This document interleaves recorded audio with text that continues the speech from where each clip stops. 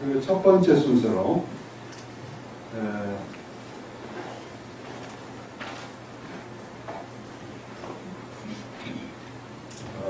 윤석삼 교수님을 모셔서 조병화 시적 세계와 유라는 그런 제목으로 먼저 말씀을 듣도록 하겠습니다.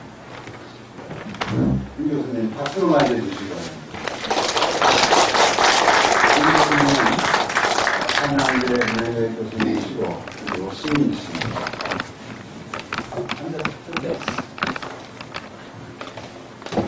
앉아서 하겠습니다. 안녕하세요. 네, 제목을 제가 조병화 선생 시적 세계와 유는 떠돈다의 뜻인데 떠돌 유자로 해서 유로 잡았습니다. 제가 준비했던 것을 때로는 읽고 때로는 이야기하고 하면서 진행을 하도록 하겠습니다. 흔히 우리가 전통사상이라고 유불소를 얘기하는데 바로 이것이 오랫동안 우리 생활 속에 우리 사회에 근간이 되어 있기 때문에 그렇습니다. 그래서 우리 안에 생활과 더불어서 이러한 그 유교, 도교, 서는 어떤 그 노장사상과 도교를 같이 말하는데 이러한 것들이 어떤 우리의 의식의 저변을 형성시키는 그런 원천이 되고 있기 때문에 그렇다고 생각이 됩니다.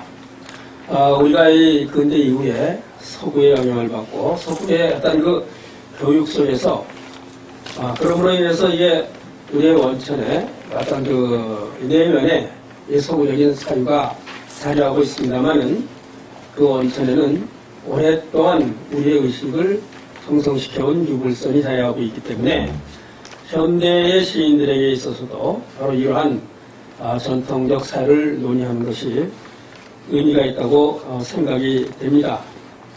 잘 아시는 바와 같이 조병화 선생님은 경기도 안성에서 1921년에 태어나가지고 6살 때 서울로 오신 이후에 쭉 서울 생활을 하셨는데 62년도에 어머니께서 작고를 하고 어머니 묘소 옆에다가 묘막을 짓고 표는다라는 그러한 표는다라는 묘막을 짓고 틈이 나면 고향을 찾아가서 거기에서 이 고향 젊은이에게 꿈을 심어주기 위해서 버스 정류장을 마련하고 꿈을 가지라는 데서 꿈이라는 길을 달아주고 그래서 젊은 학생들의 정신적인 도움을 주었다고 합니다.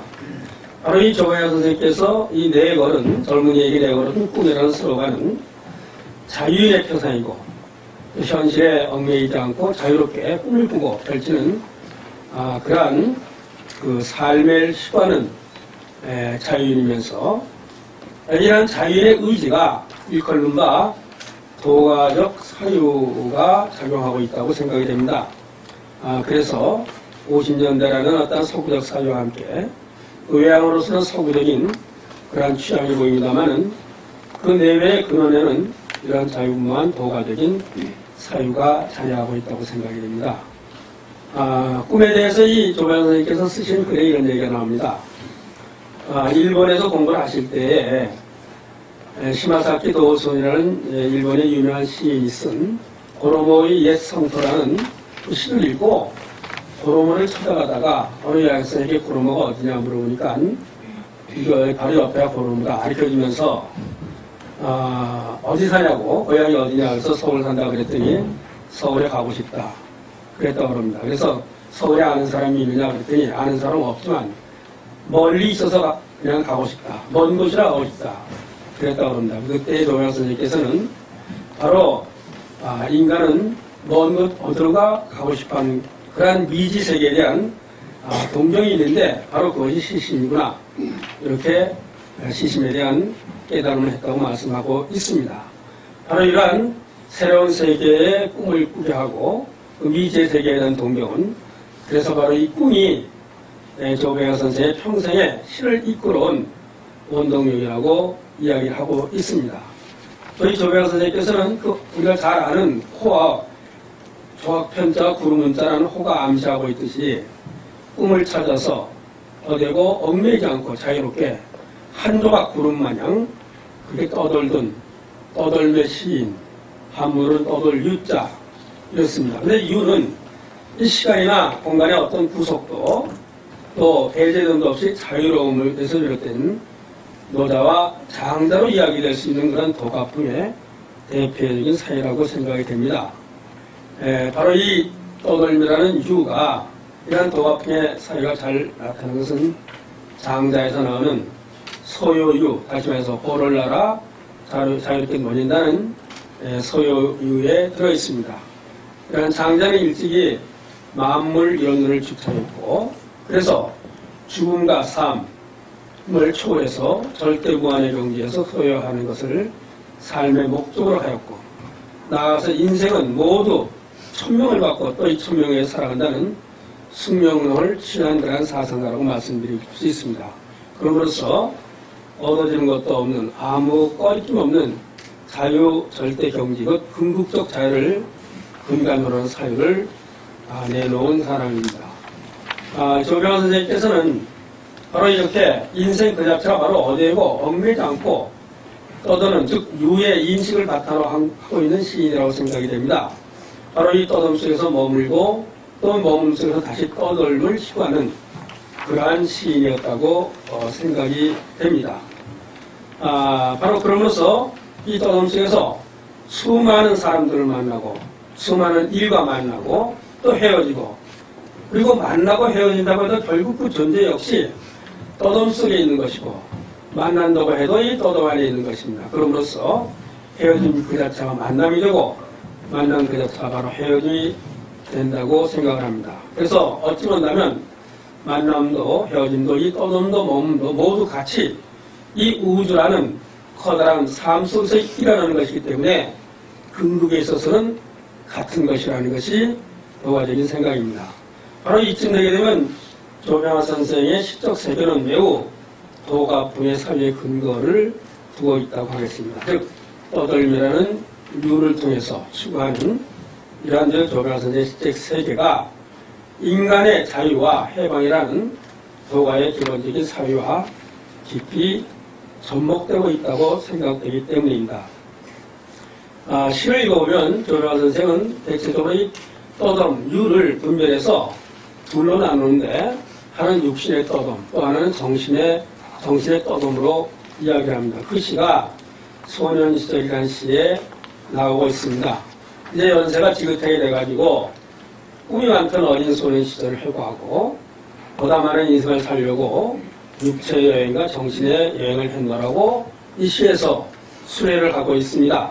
그래서 이 수레하고 있는 바와 마찬가지로 조병환 선생은 해외여행이 이렇게 자유롭지 못하던 시대에 남들과 다르게 수많은 지역을 여행을 했고, 다만 여행을 한 것이 아니라 그 여행 속에서 시를 쓰고 그림을 남기고, 그러면서 발을 통해서 이 넓은 지구를 보다 많이 느끼기 위해서 수많은 지역을 여행했습니다. 그런가 하면은 다만 발을 통한 여행만이 아니라 책을 통해서 또는 사회를 통해서 정신의 여행을 자유롭게 해나갔습니다. 바로 이러함이 많은 시에 나타납니다.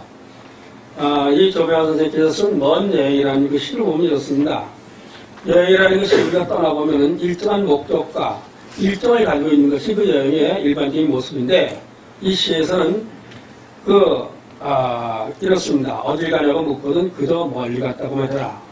언제 돌아가냐고 묻거든 그저 모른다고만 해라.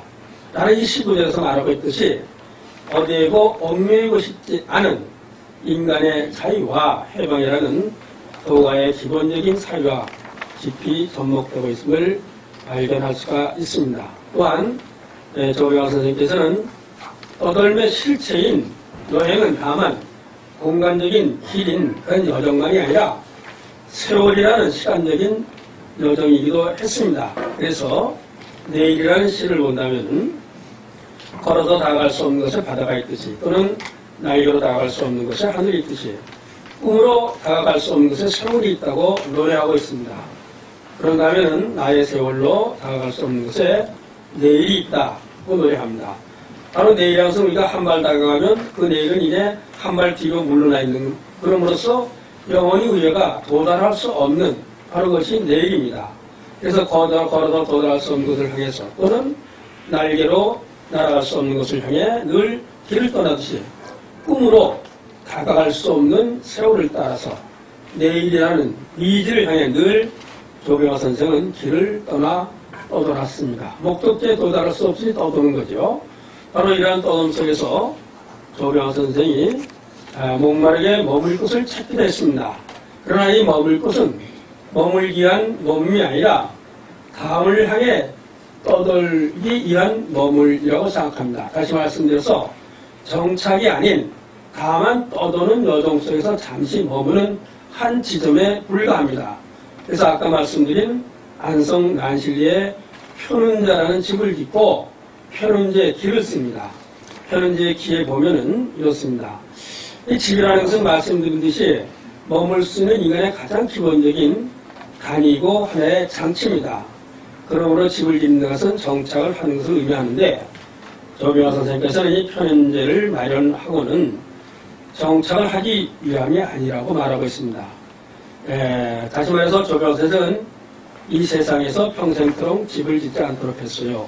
라고 말씀하고 보이는 곳엔 눈이 오가는 곳엔 사람의 목소리들이 들리는 곳엔 작별이 바쁜 이 무상 부근엔 집을 짓지 않으라고 말하고 있습니다. 다시 말씀드려서 바로 사람이 오가고 사람의 눈이 닿지 않고 또 사람의 목소리가 들리고 사람과 사람이 헤어지고 만나는 그 사람들이 사는 곳에 결코 정착을 하지 않으리라고 말씀하고 있습니다. 그러므로 영원히 떠돌겠다는 그런 모습을 드러냅니다.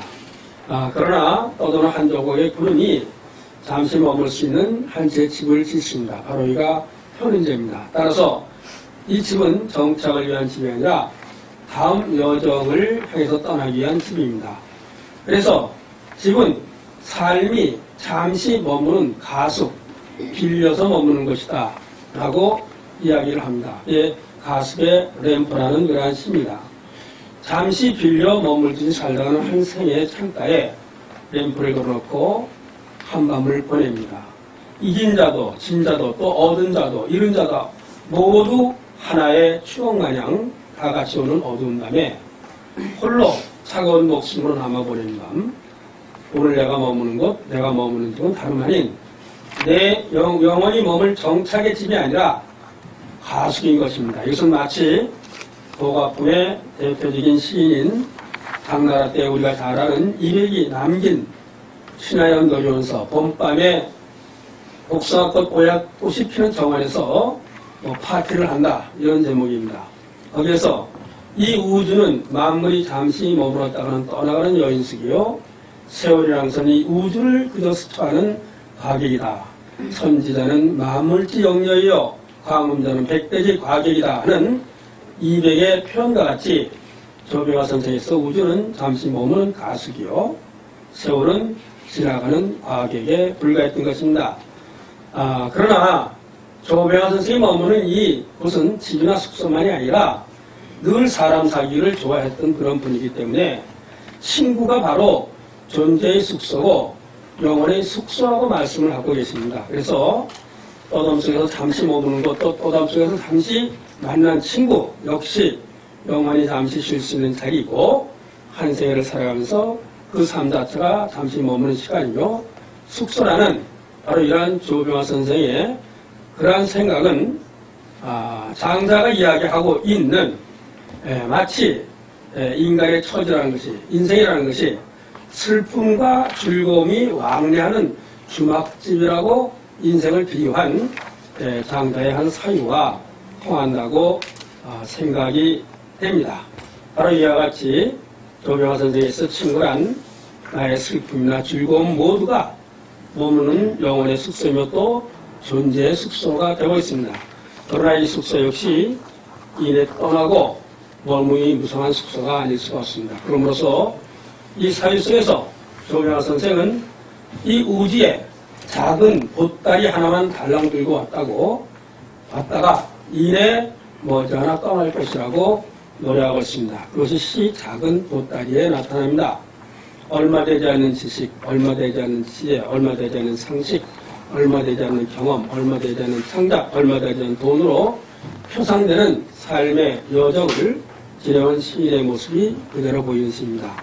그래서 삶이라는 게 대단한 것 같지만 바로 이와 같이 하다는 것인지도 모릅니다. 그래서 바로 이렇사라는 것도 아까 말씀드린 이태백의 표현과 같이 우주 사회를 떠도는 우리 인생이라는 것도 결국은 꿈과 같은 것, 부생이 양몽하니 이런 말이 나옵니다. 떠도는 그러한 꿈에 떠도는 것 같단 말이죠. 그런가 하면 바로 이 조배화 선생의 의식은 송나라 때의 도갑궁의 대문자가인 소식, 소동파라고 우리가 잘 알고 있는 그 소식의 적격부의 한글과 같이 이 우리의 삶이라는 것을 소동파는 적격부에서 이 우주에 붙어있는 하루살이다.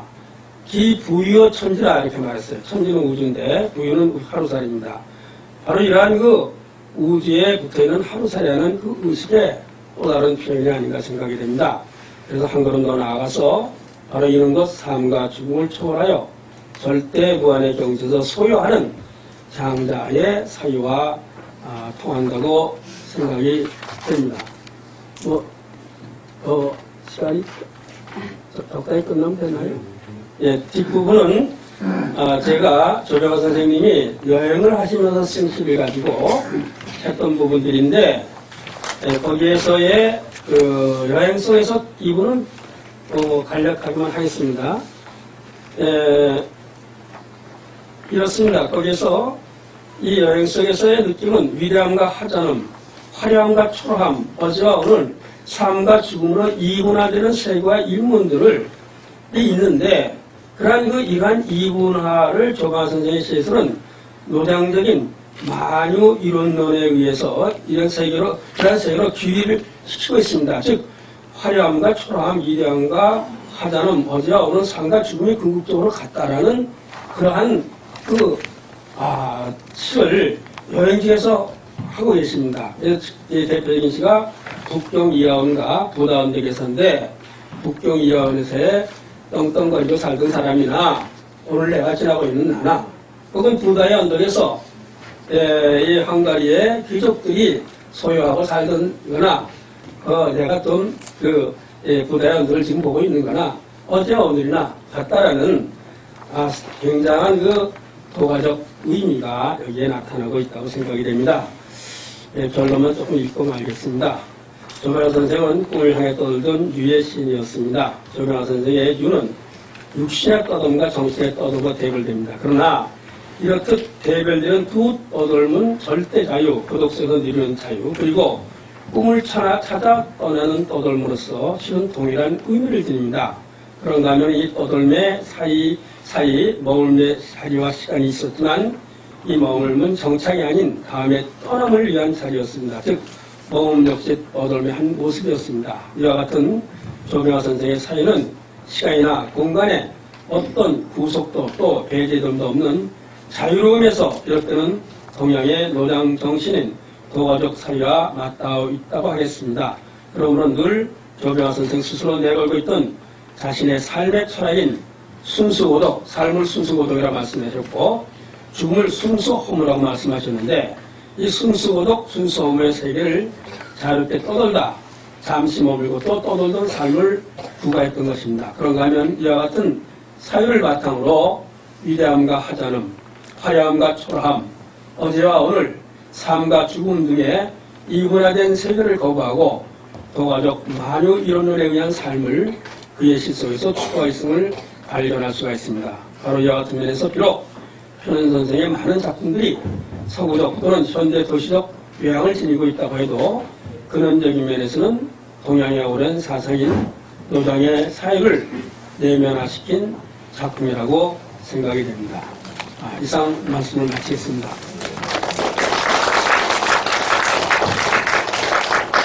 혹시 선생님께서 궁금한 거 질문하실 분 있으십니까?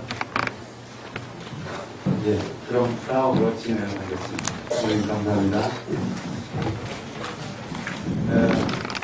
다음은 잠깐 선생님 조병화 선생님의 시를 듣는 시간을 갖도록 하겠습니다.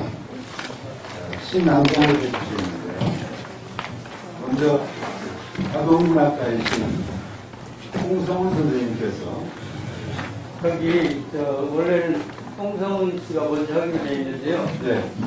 여기 해화동 마지막이기 때문에 예. 해화동 뻐꾸기 네 번째로 되어 있는 걸 먼저 하려고 합니다. 예.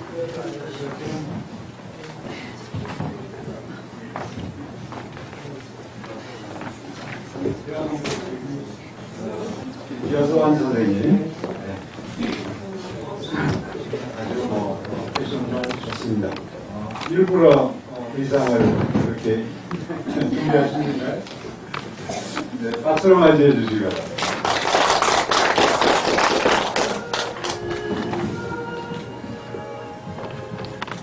해화동 뻐꾸기 조경화. 아침 햇살을 받으며 회화동 작은 언덕길을 내려오면 어디선지 은은히 들려오는 뻐꾹 뻐꾹 그 소리. 아, 어느새 올해도 그 6월이 지나가는가.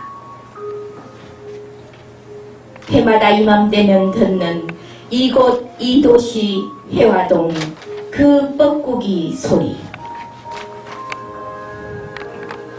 뻐꾸기는 먼 산 숲속에서 우는 법인데 어찌하여 이 뻐꾸기는 이곳 이 도시 이 해화동에 와서 울까.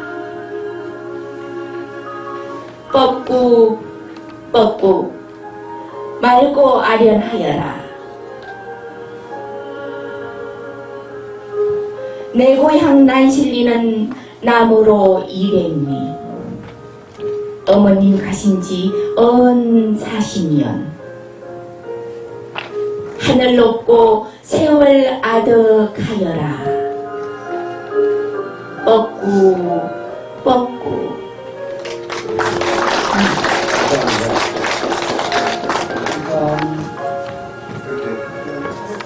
황명환 선생님, 수필가 황명환 선생님, 해인사 방송해 주시겠습니다. 박수로 맞이해 주시죠.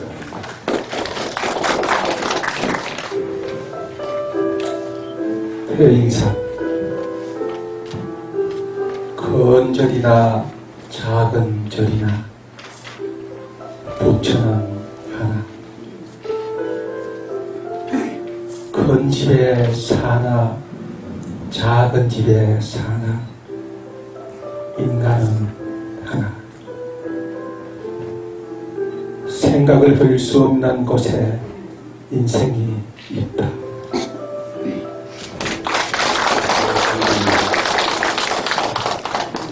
다음은 수필가 정모니 선생님 모시겠습니다.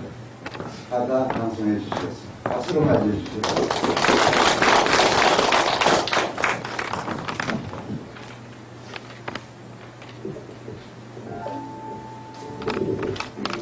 바다 조병화. 사랑하는 사람아, 그리운 사람. 먼 곳에 있는 사람아, 아주 먼 곳에 있는 사람아. 바다가 우는 걸 본 일이 있는가? 바다가 흐느끼는 걸 본 일이 있는가?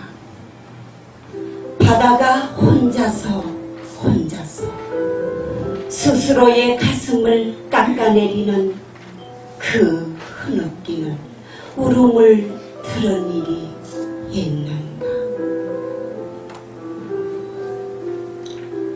내게로 영 갈 수 없는 수많은 세월을 절망으로 뺏기며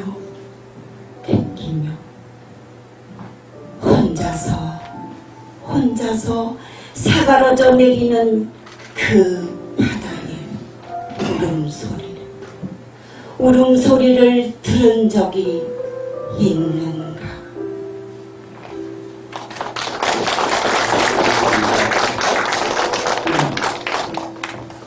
이어서